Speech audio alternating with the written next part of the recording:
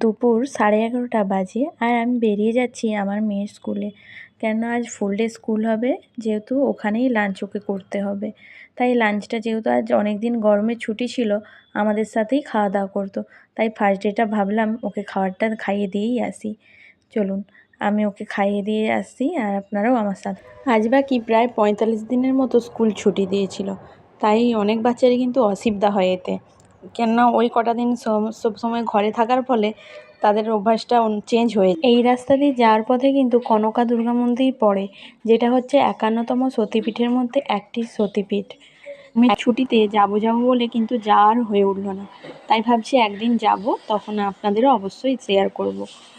ঠিক আছে, চলুন।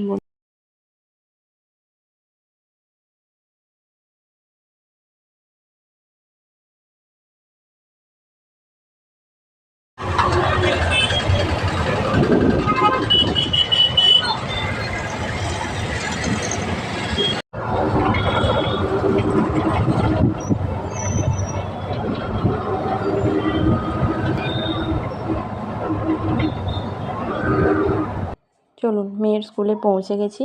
দেখছি অনেকেরই মা চলে এসছে, যেহেতু ফার্স্ট ডে ফুল ডে স্কুল তো, তাই অনেকেরই মা বাবা এসছে। স্কুলটা চুপচাপ হয়ে আছে, কেননা এখনও 12টা বাজেনি।